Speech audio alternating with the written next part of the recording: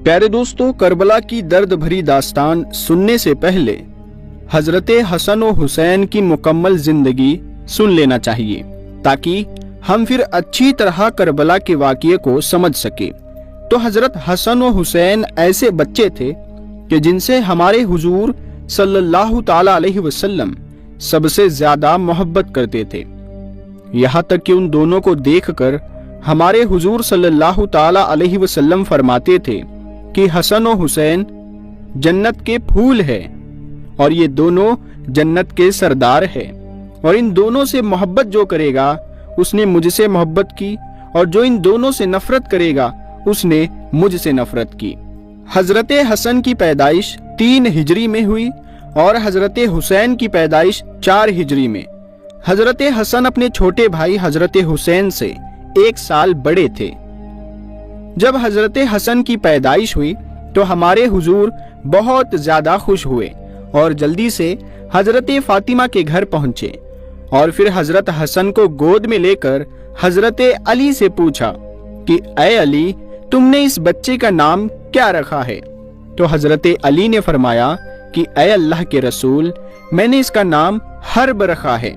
तो हुजूर सल्लल्लाहु ताला अलैहि वसल्लम ने फरमाया, नहीं नहीं, ये तो हसन है।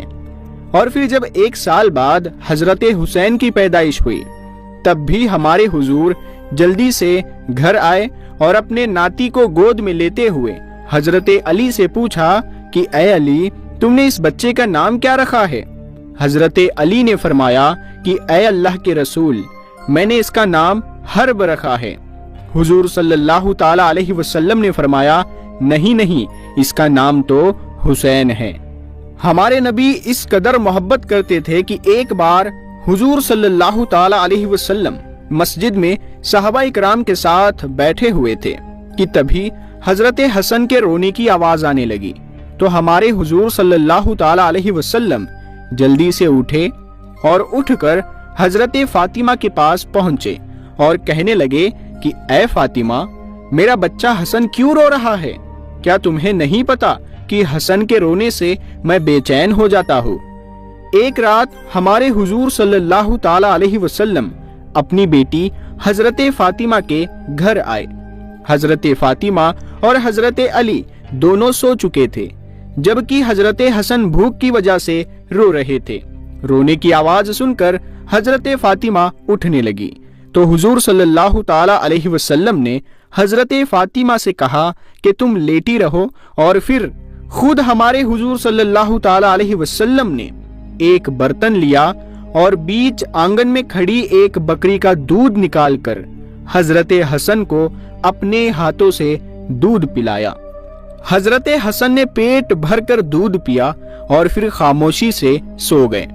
प्यारे दोस्तों, एक बार हुजूर सल्लल्लाहु ताला अलैहि वसल्लम सहाबा इकराम को नमाज पढ़ा रहे थे कि इतनी देर में हजरत हसन व हुसैन मस्जिद में आ गए और चलते चलते हुजूर सल्लल्लाहु ताला अलैहि वसल्लम के मुसल्ले के पास पहुंचकर खेलने लगे। हुजूर सल्लल्लाहु ताला अलैहि वसल्लम जब सजदे में गए तो हजरत हसन और हुसैन आपकी पीठ पर सवार हो गए।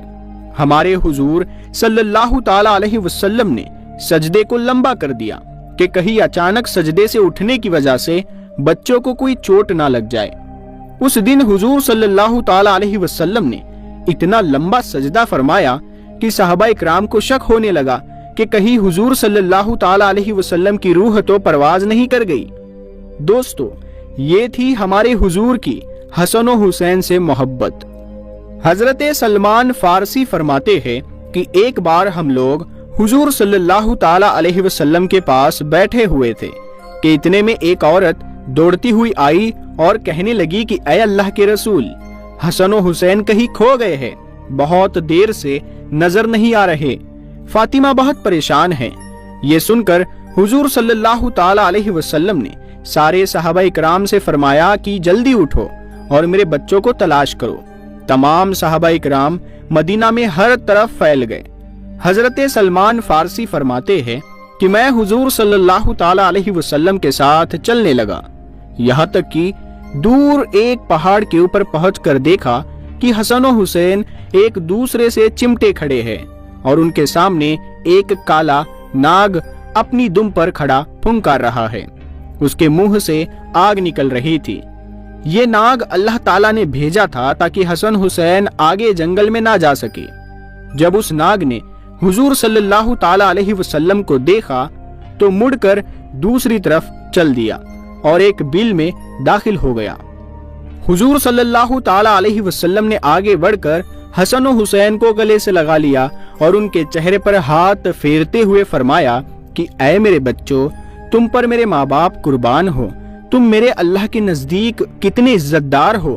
اور پھر حضور صلی اللہ تعالیٰ علیہ وسلم نے حضرت حسن کو دائیں کندھے پر اور حضرت حسین کو بائیں کندھے پر سوار کیا اور انہیں لے کر مدینہ کی طرف چل دیے۔ حضرت سلمان فارسی فرماتے ہیں کہ جب میں نے منظر دیکھا تو حسن و حسین سے کہا کہ اے بچوں، آج تمہاری سواری تو بہت اچھی ہے۔ تو حضور صلی اللہ تعالیٰ علیہ وسلم نے فرمایا کہ سواری کے ساتھ سوار بھی بہت اچھے ہیں۔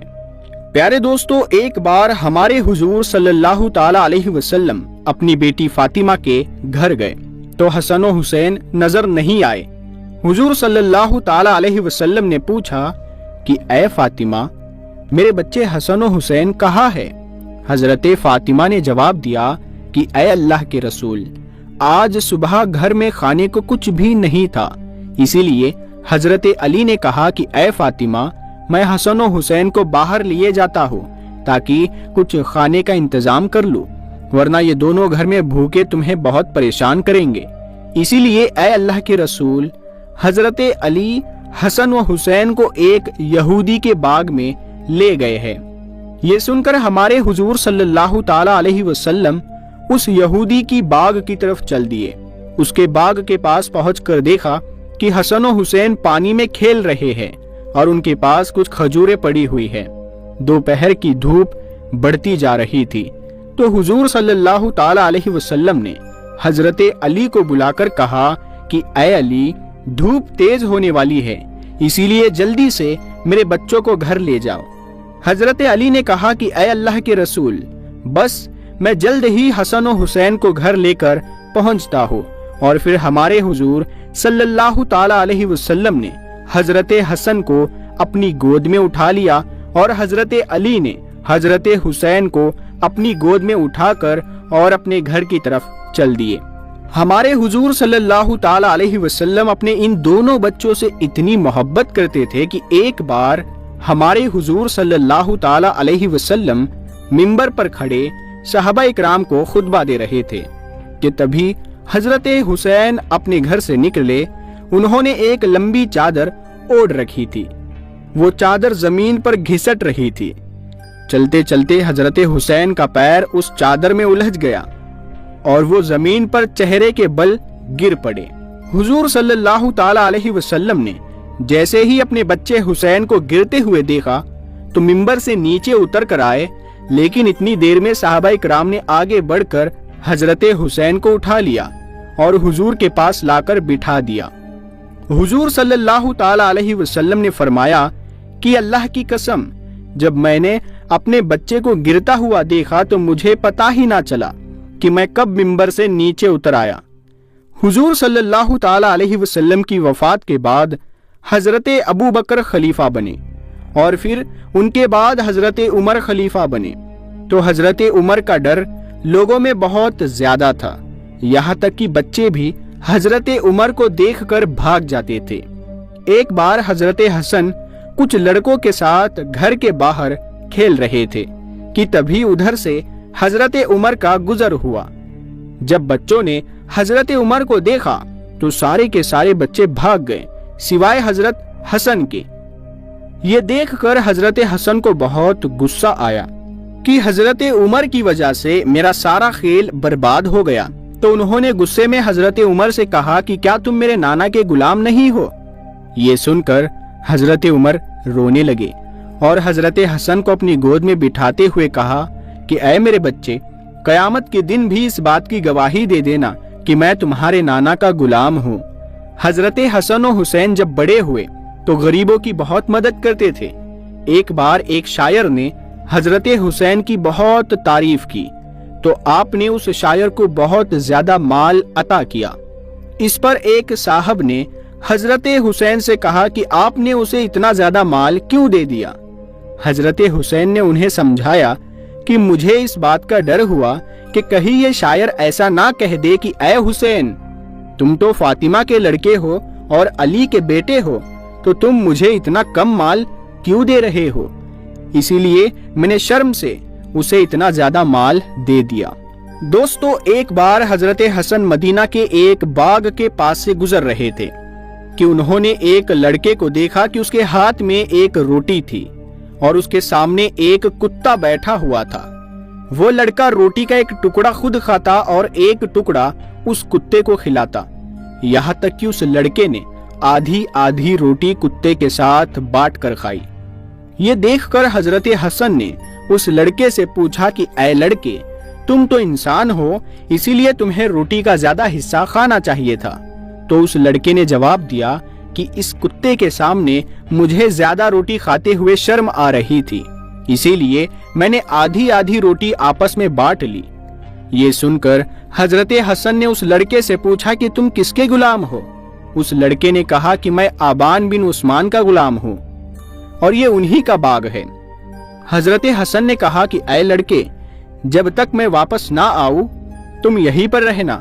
اور پھر حضرت حسن باغ کے مالک کے پاس پہنچے اور اس لڑکے کے ساتھ باغ کو بھی خرید لیا، اور پھر واپس اس لڑکے کے پاس آ کر کہا کہ اے لڑکے، میں نے تمہیں خرید لیا ہے۔ تو اس لڑکے نے سر جھکاتے ہوئے کہا کہ آج سے میں آپ کا غلام ہوں، آپ جو حکم دیں گے میں وہ مانوں گا۔ تو حضرت حسن نے فرمایا کہ اے لڑکے، تم میری طرف سے آزاد ہو اور یہ پورا باغ بھی اب تمہارا ہے۔ دوستو، یہ ہمارے رسول کے نواسوں کے کچھ واقعات تھے۔ اب آگے ہم بات کریں گے امام حسن و حسین کی شہادت کے بارے میں۔ دوستو، حضرت حسین کی شہادت کا واقعہ تو ایسا ہے کہ حضرت حسین کی شہادت سے آسمان اور زمین بھی کانپ اٹھے۔ یہ دنیا کا تنہا ایسا واقعہ ہے کہ جس کے بعد آسمان لال پڑ گیا تھا، اور اس دن بیت المقدس میں جو بھی پتھر اٹھایا جاتا اس کے نیچے سے خون ملتا تھا۔ کئی دنوں تک لال آندھیاں چلتی رہی اور ہر طرف ایک وحشت سی چھائی رہی، کیونکہ حضرت حسین کی شہادت کوئی عام شہادت نہیں تھی، بلکہ نبی کے نواسے حضرت حسین کو بڑی بے دردی سے کربلا کے میدان میں شہید کیا گیا تھا۔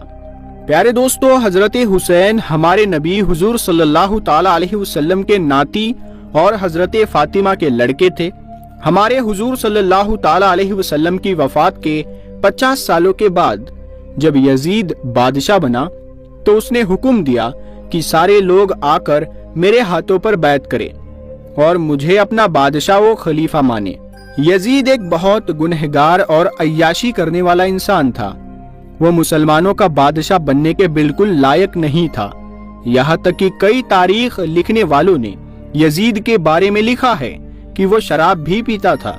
اسی لیے جب حضرت حسین کو اس بات کی خبر ہوئی کہ یزید مسلمانوں کا خلیفہ اور بادشاہ بن چکا ہے تو انہوں نے فرمایا کہ یزید بادشاہ بننے کے بالکل لائق نہیں ہے، اسی لیے میں کبھی بھی اس کے ہاتھوں پر بیعت نہیں کروں گا، کیونکہ حضرت حسین ہمارے نبی کے نواسے اور اس وقت لوگوں میں سب سے زیادہ مشہور ہستی تھے۔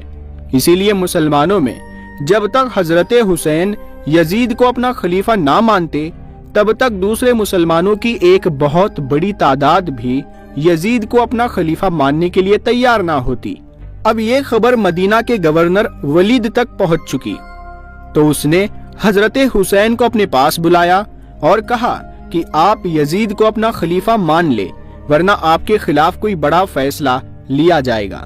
حضرت حسین نے جواب دیا کہ میں کسی گنہگار انسان کو اپنا بادشاہ ہرگز نہیں مان سکتا، اسی لیے میں مرنا تو گوارا کروں گا لیکن یزید کو کبھی بھی اپنا خلیفہ تسلیم نہیں کروں گا۔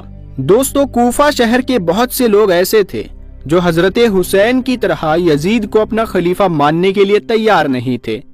اسی لیے جب ان لوگوں کو خبر ہوئی کہ حضرت حسین نے بھی یزید کو خلیفہ ماننے سے انکار کر دیا ہے تو کوفہ شہر والوں نے بہت سارے خط لکھ کر حضرت حسین کو کہا کہ آپ ہمارے پاس کوفہ آ جائے، ہم آپ کو اپنا بادشاہ اور خلیفہ تسلیم کریں گے، اور آپ کی خاطر اگر ہمیں لڑنا پڑے تو ہم اپنی جانوں کا نذرانہ بھی پیش کریں گے۔ یہ بات جب حضرت حسین کو پہنچی تو انہوں نے کوفہ شہر جانے کا ارادہ بنا لیا، لیکن حضرت عبداللہ بن عباس نے کہا کہ آپ اس طرح سفر نہ کریں، یزید کی حکومت بہت ظالم ہے، اسی لیے وہ آپ کے خلاف کوئی بھی قدم اٹھا سکتے ہیں، اسی لیے آپ کوفہ والوں کو پیغام بھیج دیں کہ اگر وہ حقیقت میں آپ کو اپنا خلیفہ تسلیم کرتے ہیں تو خود ہی اپنے لشکر لے کر مدینہ آ جائے۔ لیکن حضرت حسین نے جواب دیا کہ نہیں، میں کوفہ جانا مناسب سمجھتا ہوں، کیونکہ میں نے آج رات اس بارے میں ایک خواب دیکھا ہے اور میری لڑائی کرنے کا کوئی بھی ارادہ نہیں ہے۔ جب یزید کو خبر ہوئی کہ حضرت حسین نے اسے اپنا بادشاہ ماننے سے انکار کر دیا ہے تو اس نے ہر وہ طریقہ اپنایا کہ جس سے وہ حضرت حسین کو ڈرا دھمکا کر اپنی بات ماننے کے لیے راضی کر لے۔ اسی لیے جب یزید کو خبر ہوئی کہ حضرت حسین کوفہ شہر کی طرف اپنا لشکر لے کر نکل چکے ہیں اور کوفہ والے حضرت حسین کو اپنا خلیفہ اور بادشاہ بنانا چاہتے ہیں، تو یزید نے اپنے محل کے ایک بہت ہی ظالم اور سخت دل انسان کو کوفہ شہر کا گورنر بنا دیا۔ اس کا نام ابن زیاد تھا۔ یزید نے اپنے گورنر ابن زیاد کو حکم دیا کہ اگر حضرت حسین کوفہ شہر پہنچنے کی کوشش کرے تو انہیں راستے میں ہی روک دیا جائے، انہیں کسی حال میں بھی کوفہ شہر میں نہ پہنچنے دیا جائے۔ دوستو، کوفہ شہر سے سینکڑوں کلومیٹر پہلے کربلا کا میدان پڑتا ہے۔ جب حضرت حسین کربلا کے میدان میں پہنچے تو ادھر کوفہ شہر کے گورنر نے ایک بہت بڑا لشکر کربلا کی طرف روانہ کیا۔ اس لشکر کا سردار ابن سعد تھا۔ دشمنوں کا لشکر جیسے ہی کربلا کے میدان میں پہنچا تو سب سے پہلے ان لوگوں نے ندی کے کنارے اپنے آدمیوں کو پھیلا دیا تاکہ حضرت حسین کے قافلے والوں کو ایک بوند بھی پانی نصیب نہ ہو سکے، اور یہ لوگ مجبور ہو کر یزید کو اپنا خلیفہ مان لے۔ حضرت حسین کے ساتھ صرف 72 لوگ تھے، جس میں 32 لوگ گھوڑوں پر سوار تھے اور باقی سب پیدل آئے تھے۔ 3 دنوں تک حضرت حسین اور ان کے ساتھی سب پیاسے رہے۔ حضرت حسین کے ساتھ کربلا کے میدان میں ان کی بہنیں، بھائی اور لڑکے بھی سبھی مدد کے لیے آئے تھے۔ دشمنوں کے لشکر نے جب دیکھا کہ پانی روکنے کے باوجود حضرت حسین اور ان کے ساتھی اپنی بات پر اڑے ہوئے ہیں تو ان لوگوں نے حضرت حسین کے لشکر پر حملہ کرنا چاہا۔ تو حضرت حسین نے دشمنوں کے سردار کو پیغام بھیجا کہ ہمیں رات بھر سوچنے کا موقع دو، پھر ہم فیصلہ کریں گے۔ یہ پیغام سن کر شمر کہ جس نے حضرت حسین کی گردن کاٹی تھی، تو اس نے کہا کہ ہم رات بھر کی مہلت نہیں دے سکتے، بلکہ اسی وقت حملہ کریں گے۔ لیکن آگے سے کسی نے کہا کہ اے شمر، مہلت ہی تو مانگ رہے ہیں، اگر وہ بغیر لڑے مان جاتے ہیں تو اس سے اچھی بات کیا ہوگی، اسی لیے رات بھر کی مہلت دے دینا چاہیے۔ شمر نے کہا کہ ٹھیک ہے، اگر رات بھر میں سمجھ جاتے ہیں تو ٹھیک، ورنہ صبح ہم حملہ کر دیں گے۔ یہ جمعے کی رات تھی۔ حضرت حسین نے اپنے تمام ساتھیوں کو جمع کر کے فرمایا کہ اے میرے دوستو، اے میرے ساتھیوں، تم میں سے جو جانا چاہے وہ جا سکتا ہے، میں نہیں چاہتا کہ میری وجہ سے تمہیں اپنی جان گنوانا پڑے، اسی لیے میری طرف سے بالکل اجازت ہے، میں ان دشمنوں کا جیسا ہو سکے گا مقابلہ کروں گا، ورنہ اللہ کی راہ میں شہید ہو جاؤں گا۔ سارے ساتھیوں نے جواب دیا کہ اے حسین، کچھ بھی ہو جائے ہم آپ کو اس حالت میں چھوڑ کر واپس نہیں جائیں گے، اور ان دشمنوں کو آپ سے لڑنے سے پہلے ہمارا مقابلہ کرنا ہوگا۔ آپ کی خاطر ہم اپنے سر کٹوا دیں گے اور اپنی جانوں کا نذرانہ پیش کر دیں گے۔ ساری رات حضرت حسین اور ان کے ساتھیوں نے اللہ کے سامنے رو رو کر دعائیں مانگی اور اپنی فریاد رکھی۔ صبح سب نے فجر کی نماز پڑھی۔ سامنے دشمنوں کا لشکر حملہ کرنے کو تیار تھا کہ اسی وقت حضرت حسین کو ہلکی سی نیند آ گئی، اور پھر جب وہ بیدار ہوئے تو مسکرانے لگے۔ ساتھیوں نے پوچھا کہ حضرت، آپ مسکرا کیوں رہے ہیں؟ تو حضرت حسین نے جواب دیا کہ ابھی خواب میں مجھے اپنے نانا حضرت محمد مصطفیٰ صلی اللہ تعالی علیہ وسلم نظر آئے تھے۔ وہ مجھ سے کہہ رہے تھے کہ بیٹا میں تمہیں لینے آ گیا ہوں۔ اور پھر حضرت حسین نے اپنے لشکر کو ترتیب دے کر کھڑا کیا اور سامنے دشمنوں کو پکار کر کہا کہ اے لوگو، کیا تمہیں پتا نہیں کہ تم یہ کیا کرنے جا رہے ہو؟ کیا تم رسول کے نواسے سے جنگ لڑنا چاہتے ہو؟ کیا تمہیں پتا نہیں کہ میرے نانا محمد صلی اللہ علیہ وسلم کون تھے؟ کیا میں علی کا بیٹا نہیں ہوں؟ کیا حضرت حمزہ میرے نانا کے چچا نہیں تھے؟ کیا حضرت جعفر میرے نانا محمد کے چچرے بھائی نہیں تھے؟ کیا تمہیں میرے نانا کی وہ بات یاد نہیں جو انہوں نے میرے اور میرے بھائی حسن کے بارے میں فرمایا تھا کہ حسن و حسین جنت کے نوجوانوں کے سردار ہے؟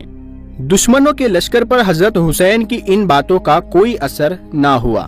ان کے لشکر میں صرف ایک مسلمان حضرت حور بن قیس ایسے تھے کہ جو یزید کے لشکر کو چھوڑ کر حضرت حسین کی طرف آ گئے اور کہنے لگے کہ یہ وقت ہے جنت اور دوزخ کے فیصلے کا۔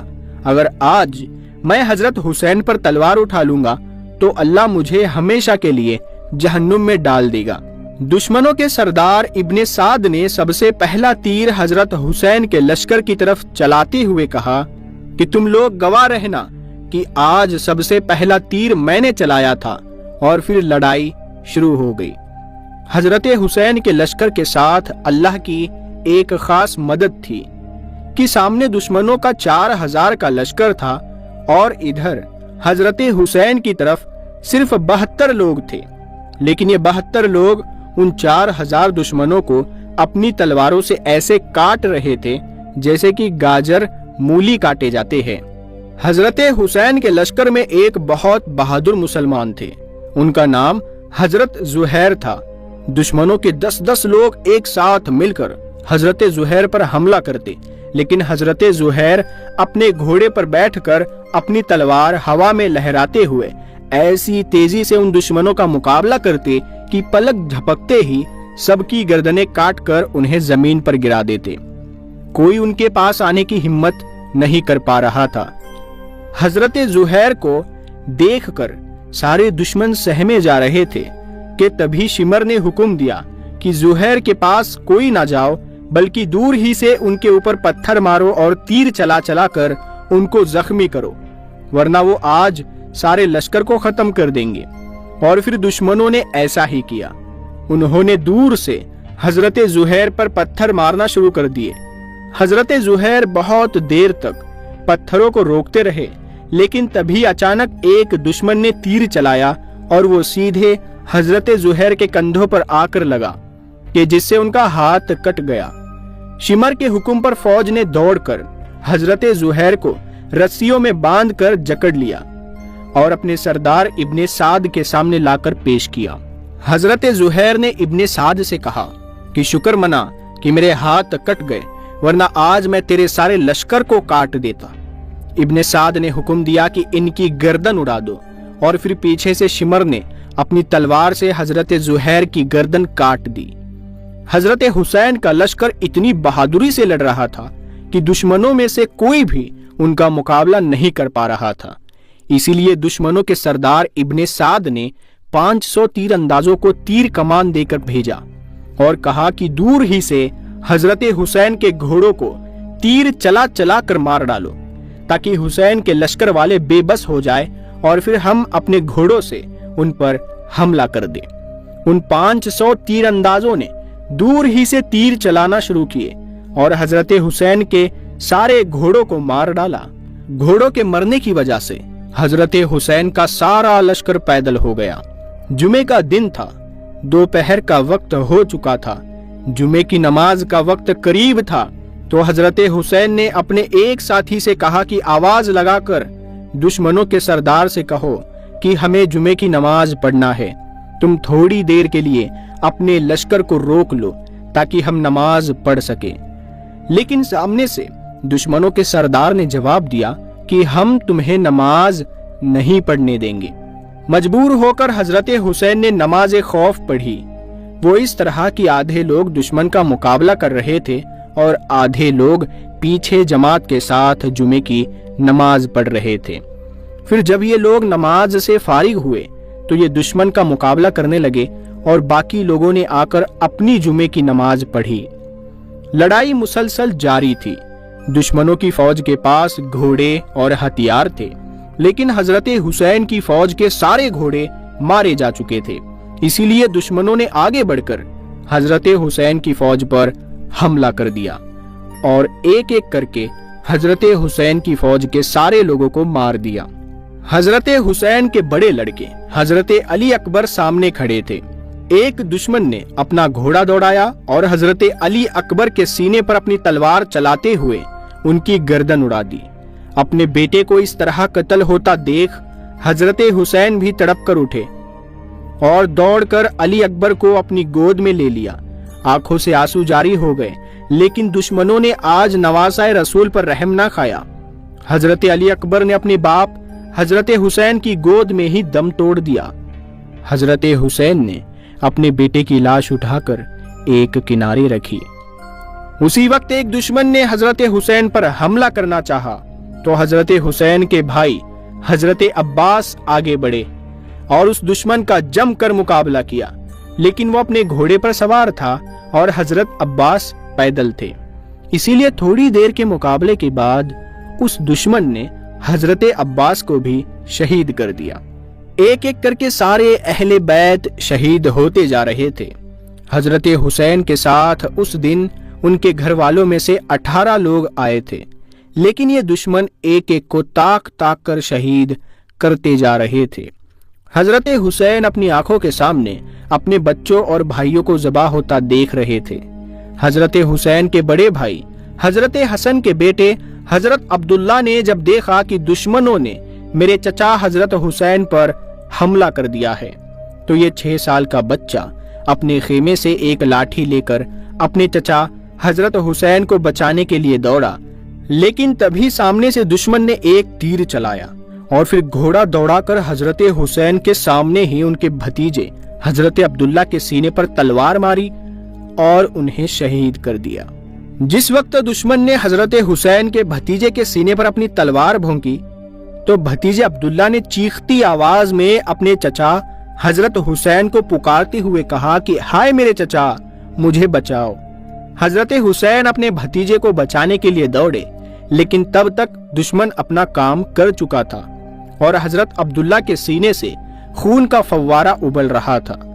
हजरत हुसैन ने दौड़कर अपने भतीजे अब्दुल्ला को अपनी गोद में ले लिया और रोते हुए कहा, ऐ मेरे भतीजे, मुझे माफ कर देना। आज करबला के मैदान में तेरा चचा हुसैन बहुत बेबस है। देखते ही देखते भतीजे ने हजरत हुसैन की गोद में ही दम तोड़ दिया। हजरत हुसैन ने रोते हुए भतीजे की लाश उठाकर किनारे रखी। खेमे के अंदर से घर की औरतें ये सारा मंजर देख रही थी। हजरत हुसैन की बहन हजरत ज़ैनब खेमे के अंदर मुसल्ला बिछाकर अल्लाह के सामने सजदे में गिर गई और रो रो कर दुआएं कर रही थी कि ऐ अल्लाह, आज अपने नबी के नवासे और मेरे भाई हुसैन की मदद फरमा। या अल्लाह, आप देख रहे हैं ना कि इन दुश्मनों ने कैसे मेरे घर वालों को शहीद कर दिया। प्यारे दोस्तों, करबला के मैदान में हजरत हुसैन रज़ियल्लाहु ताला अन्हु से लड़ने वाले उनके दुश्मन कोई गैर मुस्लिम नहीं थे, बल्कि सब के सब मुसलमान थे। ये कौम कल कयामत के दिन अल्लाह को क्या जवाब देगी कि जिसने अपने नबी के औलाद को भी कत्ल कर दिया। जब हजरत हुसैन रज़ियल्लाहु ताला अन्हु के सारे भाई और साथी शहीद कर दिए गए, तो हजरत हुसैन ने अपनी तलवार उठाई और दुश्मनों से लड़ने के इरादे से आगे बढ़े। इतनी देर में हजरत हुसैन को अपने सबसे छोटे बेटे का ख्याल आया, तो खेमे में आवाज देकर अपने 2 साल के बेटे कासिम को अपने पास बुलाया और उसे देखकर रोने लगे। सोच रहे होंगे कि आज ये मेरा प्यारा बच्चा यतीम हो जाएगा, उसके सर से बाप का साया उठ जाएगा। हजरत हुसैन रज़ियल्लाहु ताला अन्हु अपने बेटे के सर पर हाथ रखकर उसे देखे जा रहे थे और आंखों से आंसू जारी थे कि तभी सामने से एक दुश्मन ने तीर चलाया और वो सीधे हजरत हुसैन के 2 साल के बेटे कासिम की गर्दन पर आकर लगा। इस मासूम की आह भी ना निकली और वो बच्चा अपने बाप की गोद में ही गिरकर शहीद हो गया। बेटे की ऐसी मौत देखकर हजरत हुसैन भी तड़प उठे और आंखों से आंसू बहने लगे, लेकिन तभी खुद को संभाला और फिर अपने बेटे कासिम की गर्दन से बहता हुआ खून हाथ में लेकर आसमान की तरफ उछाल दिया और कहा कि ऐ अल्लाह, अगर आप इस हाल में भी मुझसे राजी है तो हुसैन भी आज आपसे इस हालत में राजी है। और फिर हजरत हुसैन ने अपनी तलवार लेकर दुश्मनों का मुकाबला शुरू किया।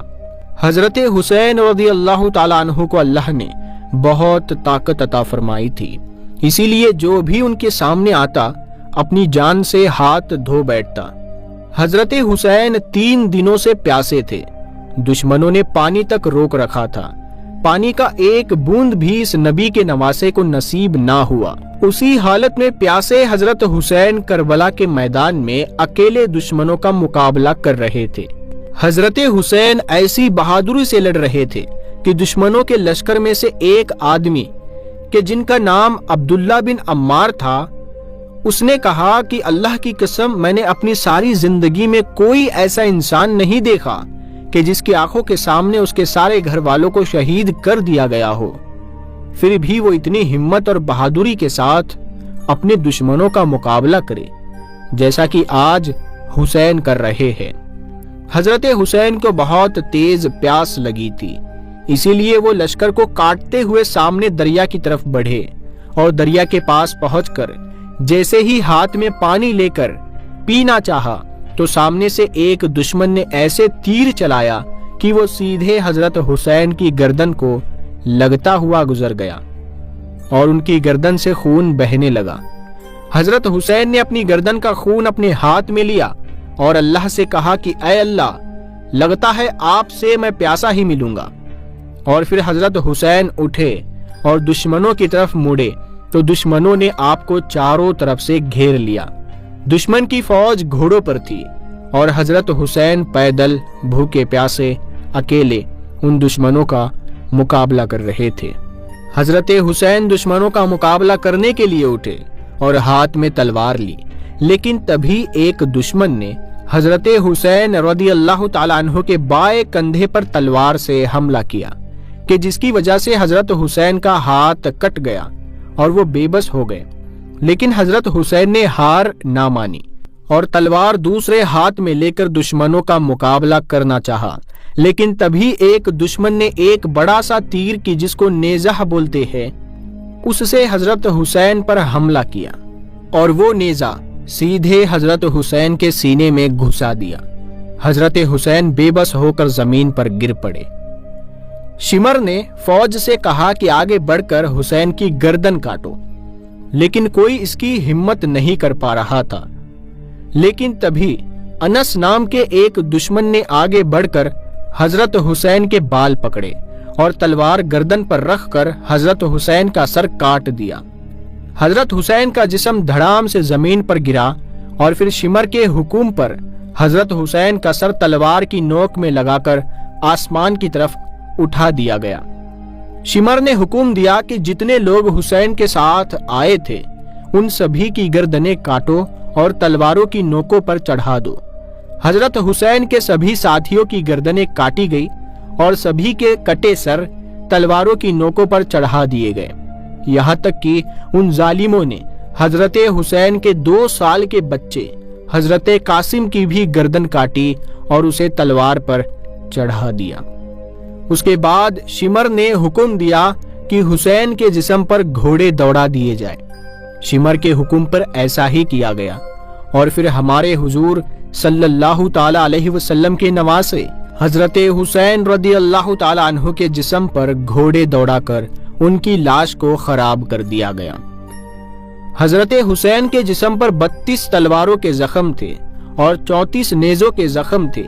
दोस्तों, इस बेदर्दी के साथ करबला के मैदान में हमारे हुजूर सल्लल्लाहु ताला अलैहि वसल्लम के नवासे हजरत हुसैन को शहीद किया गया। इसके बाद शिमर के हुक्म पर फौज ने खेमों में बैठी औरतों पर हमला कर दिया और उनका सारा सामान लूट लिया। सारी औरतों के हाथों में जंजीरें बांधकर उन्हें बाहर निकाला गया। तो उन औरतों में हजरत हुसैन की बहन हजरत ज़ैनब भी थी। हजरत ज़ैनब ने جب باہر نکل کر گھر والوں کی لاشیں دیکھی اور اپنے بھائی حضرت حسین اور اپنے 2 سال کے بھتیجے قاسم کا کٹا ہوا سر تلواروں پر چڑھا دیکھا تو تڑپ اٹھی، اور پھر حضرت زینب نے روتے ہوئے آسمان کی طرف دیکھا اور ہمارے حضور صلی اللہ تعالی علیہ وسلم کو پکار کر ایک ایسا مرثیہ پڑھا کہ اسے سن کر دشمن بھی رونے لگے۔ حضرت زینب نے روتے ہوئے مرثیہ پڑھا اور کہا، ہائے میرے نانا محمد، ہائے میرے نانا محمد، آ جاؤ آج آ کر کربلا کے میدان میں آ کر دیکھ لو، تمہارے گھر کی لڑکیوں کو آج زنجیروں میں جکڑ کر رکھ دیا گیا ہے، تمہارے بچوں کو قتل کر دیا گیا ہے۔ اے میرے نانا محمد، آ جاؤ آج کربلا کے میدان میں آ کر دیکھ لو کہ تمہارے حسین کے ساتھ ان لوگوں نے کیا سلوک کیا ہے، ان کا سر کاٹ دیا ہے اور تلواروں پر اٹھا کر لے جا رہے ہیں۔ یہ مرثیہ سن کر دشمنوں کے بھی آنکھوں میں آنسو آ گئے، لیکن وہ اپنی حرکتوں سے باز نہیں آئے۔ تبھی دشمنوں کی نظر حضرت حسین کے بیٹے امام زین العابدین پر پڑی۔ وہ بہت بیمار تھے، اسی لیے خیمے کے اندر لیٹے ہوئے تھے۔ دشمنوں نے جب انہیں قتل کرنا چاہا تو حضرت زینب امام زین العابدین کو بچانے کے لیے ان پر لیٹ گئی اور ہاتھ جوڑ کر کہنے لگی، اے اللہ کے دشمنوں، ابھی تک تمہاری پیاس نہیں بجھی ہے؟ رسول کے گھر والوں کی کتنی لاشیں بچھاؤ گے، کتنوں کی گردنیں کاٹو گے؟ کچھ تو شرم کرو۔ آخر مجبور ہو کر دشمنوں کو پیچھے ہٹنا پڑا اور حضرت زینب نے اپنے بھائی کے بیٹے امام زین العابدین کو قتل نہ ہونے دیا، اور پھر ان سارے لوگوں کو قیدی بنا کر یزید کے محل پہنچایا گیا۔ سارے راستے حضرت زینب اپنے بھائی حسین کی یہ حالت دیکھ کر روتی رہی اور ان دشمنوں کے لیے بد دعائیں کرتی رہی۔ آخر کئی دنوں کے سفر کے بعد یہ قافلہ یزید کے محل پہنچا۔ حضرت حسین اور ان کے ساتھیوں کا کٹا ہوا سر ظالم یزید کے سامنے رکھا گیا تو وہ سینہ تان کر کھڑا ہو گیا اور کہنے لگا کہ جو بھی میری مخالفت کرے گا اور میری بات نہیں مانے گا تو اس کا انجام یہی ہوگا۔ یزید کے ہاتھ میں ایک لکڑی کی چھڑی تھی تو اس نے وہ چھڑی حضرت حسین کے کٹے سر پر ماری اور پھر ہونٹوں پر چھڑی مارتے ہوئے کہا کہ میرے خلاف جانے والوں کا یہی انجام ہوگا۔ یہ منظر دیکھ کر ایک صحابی حضرت ابو برزہ اسلمی کھڑے ہو گئے اور یزید سے کہنے لگے کہ اے ظالم، اپنی چھڑی حسین کے ہونٹوں سے ہٹا لو، میں نے ان ہونٹوں پر اپنے نبی کے ہونٹوں کو لگتے دیکھا ہے۔ یزید نے کہا کہ اے ابو برزہ، شکر منا کہ تو بوڑھا ہو گیا ہے اور تیرے بال سفید ہو گئے ہیں، اسی لیے میں تیری عزت کرتا ہوں، ورنہ ابھی میں اپنی تلوار سے تیری گردن اڑا دیتا۔ جس دن حضرت حسین کو شہید کیا گیا تو اسی دن حضرت عبداللہ بن عباس نے خواب دیکھا کہ حضور صلی اللہ تعالی علیہ وسلم کے ہاتھ میں ایک بوتل ہے کہ جس میں خون بھرا ہوا ہے۔ حضرت عبداللہ بن عباس نے پوچھا کہ اے اللہ کے رسول، آپ کے ہاتھ میں یہ خون کیسا ہے؟ تو فرمایا کہ یہ میرے حسین اور اس کے ساتھیوں کا خون ہے جو میں صبح سے جمع کر رہا ہوں، اور قیامت کے دن میں اللہ کے سامنے گواہ بن کر آؤں گا کہ ان ظالموں نے کیسے میرے حسین کو شہید کیا ہے۔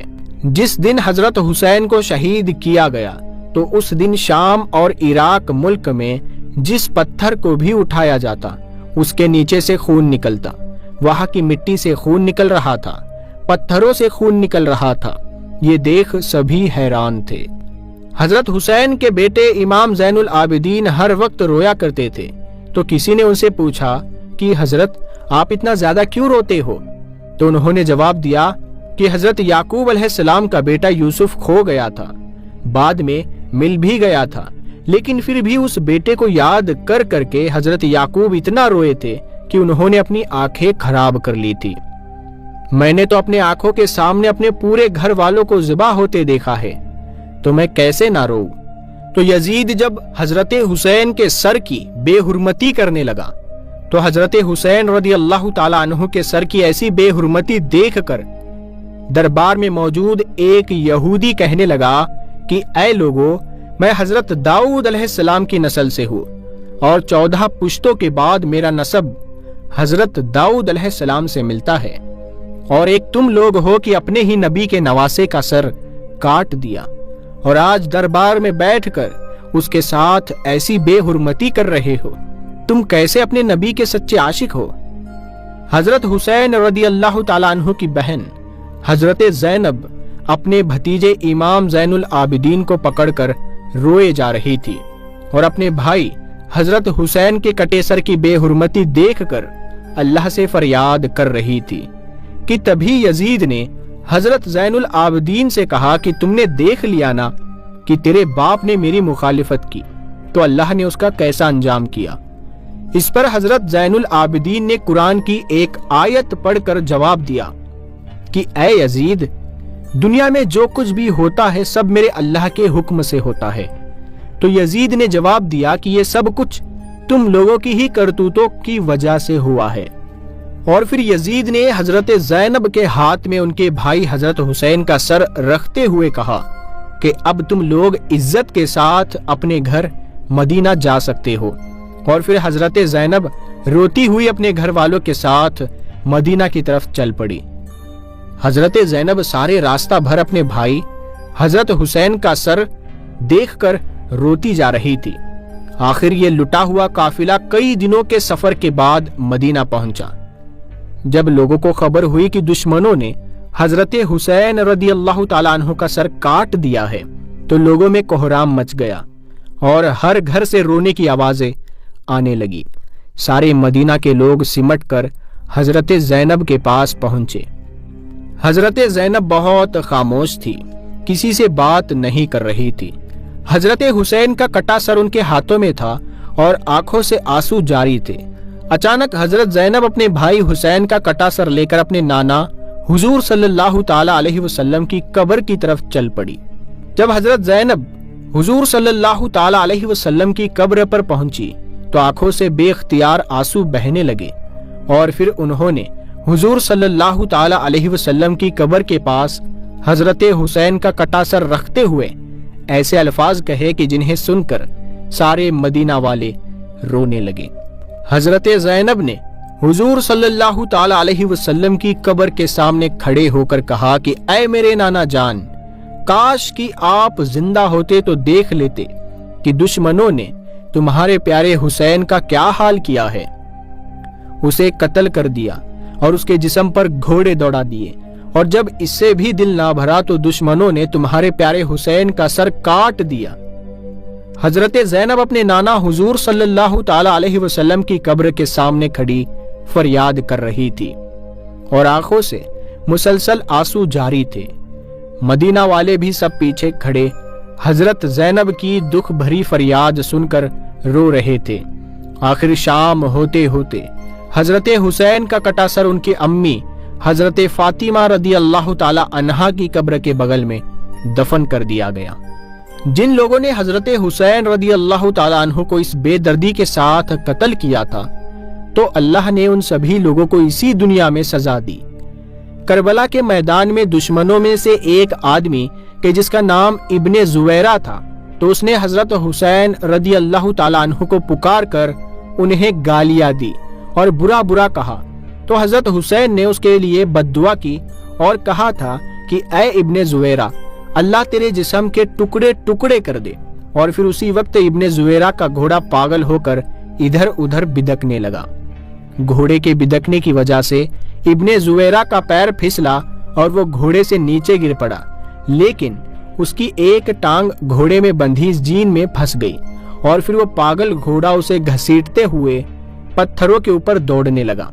وہ گھوڑا ابن زویرہ کو گھسیٹتا ہوا اتنی تیز دوڑ رہا تھا کہ پتھروں کی چوٹ سے ابن زویرہ کا جسم کٹ کٹ کر گرنے لگا، اور آخر اس کا سارا جسم کٹ کٹ کر ختم ہو گیا۔ صرف اس کی وہ ٹانگ بچی کہ جو اس گھوڑے کی جین میں پھنس گئی تھی۔ جس وقت کربلا کے میدان میں حضرت حسین رضی اللہ تعالیٰ عنہ 3 دنوں کے پیاسے دریا کے کنارے بیٹھ کر پانی پینے جا رہے تھے، تو اسی وقت دشمنوں میں سے ایک آدمی کہ جس کا نام ابن نمیر تھا، اس نے حضرت حسین کے منہ کی طرف ایک تیر چلایا۔ وہ تیر سیدھا آ کر حضرت حسین کی گردن میں لگتا ہوا دوسری طرف نکل گیا، جس کی وجہ سے حضرت حسین پانی نہ پی سکے اور ان کی گردن سے خون بہنے لگا۔ تو حضرت حسین رضی اللہ تعالیٰ عنہ نے ابن نمیر سے کہا کہ اے ظالم، جیسے تو نے مجھے پانی نہیں پینے دیا ہے، ایسے ہی اللہ تجھے ہمیشہ پیاسا رکھے۔ حضرت حسین کی اس بددعا کا اس دشمن پر ایسا اثر ہوا کہ وہ چاہے جتنا پانی پی لیتا پھر بھی اس کی پیاس نہ بجھتی۔ آخر اسی دن شام کو اس نے اتنا زیادہ پانی پی لیا کہ اس کا پیٹ پھٹ گیا اور اس کی موت ہو گئی۔ دشمنوں کا سردار ابن زیاد کہ جس نے حضرت امام حسین کا سر کاٹنے کا حکم دیا تھا اور اسی کے حکم پر فوجیوں نے حضرت حسین کا سر کاٹا تھا، تو ابن زیاد کا نوکر بیان کرتا ہے کہ جب ابن زیاد حضرت حسین کا سر کاٹ کر شام کو اپنے محل پہنچا تو میں بھی اس کے ساتھ تھا۔ تو جیسے ہی اس نے محل کے اندر قدم رکھا تو اچانک سامنے سے ایک آگ کا شعلہ اس کی طرف لپکا۔ قریب تھا کہ وہ آگ میرے سردار ابن زیاد کو جلا کر ختم کر دیتی، لیکن تبھی اچانک وہ آگ غائب ہو گئی اور ابن زیاد نے مجھ سے کہا کہ اے آدمی، کیا تم نے بھی وہ آگ دیکھی جو میری طرف لپکی تھی؟ تو میں نے کہا کہ ہاں میرے سردار، مجھے بھی وہ آگ نظر آئی تھی۔ تو ابن زیاد نے مجھ سے کہا کہ یہ بات کسی کو بھی مت بتانا، اس کو راز ہی رکھنا۔ حضرت سفیان ثوری فرماتے ہیں کہ حضرت حسین کو قتل کرنے والے دشمنوں میں سے میں نے 2 لوگوں کا بہت برا انجام دیکھا۔ ایک تو ان میں ایسا آدمی تھا کہ اس کی شرمگاہ اپنے آپ بہت زیادہ بڑھتی جا رہی تھی، اور پھر بڑھتے بڑھتے وہ اتنی لمبی ہو گئی کہ اسے اپنی شرمگاہ کسی چیز سے باندھ کر رکھنی پڑتی، اور وہ شرم سے لوگوں کے بیچ نہ جاتا، اپنے گھر میں ہی بیٹھا رہتا۔ اور دوسرے آدمی کا انجام میں نے ایسا دیکھا کہ اسے اتنی زیادہ پیاس لگتی تھی کہ وہ چاہے سارے دریا کا پانی پی لیتا پھر بھی اس کی پیاس نہ بجھتی۔ آخر ایک دن اس نے اتنا زیادہ پانی پی لیا کہ اس کا پیٹ ہی پھٹ گیا اور اس کی موت ہو گئی۔ حضرت ابو قبیل فرماتے ہیں کہ کربلا کے میدان میں دوپہر کے وقت حضرت حسین کو شہید کیا گیا تھا۔ تو جس وقت حضرت حسین کو شہید کیا گیا تو اچانک سورج گرہن ہونے لگا، اور پھر سورج چھپتے چھپتے اتنا زیادہ چھپ گیا کہ دوپہر کے وقت رات کے طرح اندھیرا ہو گیا اور آسمان میں تارے نظر آنے لگے، اور ہمیں ایسا لگا کہ شاید قیامت آ گئی ہے۔ امام زہری فرماتے ہیں کہ جس دن حضرت حسین کو شہید کیا گیا تو اس دن بیت المقدس میں جو بھی کنکری یا پتھر اٹھایا جاتا تو اس کے نیچے تازہ خون ملتا تھا، اور پھر 3 دنوں تک آسمان ایسا لال پڑ گیا کہ ہمیں ڈر لگنے لگا کہ شاید اب قیامت قائم ہو جائے گی۔ تو پیارے دوستو، یہ تھا حضرت امام حسین کی شہادت کا پورا واقعہ۔ دوستو، ہم امید کرتے ہیں کہ آپ کو یہ واقعہ سمجھ میں آیا ہوگا، اور آپ لوگ اس واقعے کو، اس ویڈیو کو اپنے دوستوں میں ضرور شیئر کریں گے اور کمنٹ کر کے اپنی رائے ہمیں ضرور دیں گے۔ اگر اس ویڈیو میں کوئی غلطی نظر آتی ہے تو آپ ہمیں کمنٹ کر کے بتائیے گا۔ اس غلطی کے لیے ہم پہلے سے ہی اللہ تبارک و تعالیٰ سے معافی مانگتے ہیں۔ اللہ تبارک و تعالیٰ ہمیں کہنے سننے میں جو بھی ہم سے غلطی ہوئی ہے، اللہ تبارک و تعالیٰ اسے معاف فرما دے، آمین یا رب العالمین۔ پیارے دوستو، اس ویڈیو کو زیادہ سے زیادہ شیئر ضرور کریں تاکہ لوگوں کو یہ پتا چل سکے کہ کربلا میں امام حسین کے ساتھ کیا کیا ہوا تھا۔ تو ہم ملتے ہیں آپ کو اگلی ویڈیو میں، تب تک کے لیے السلام علیکم، اللہ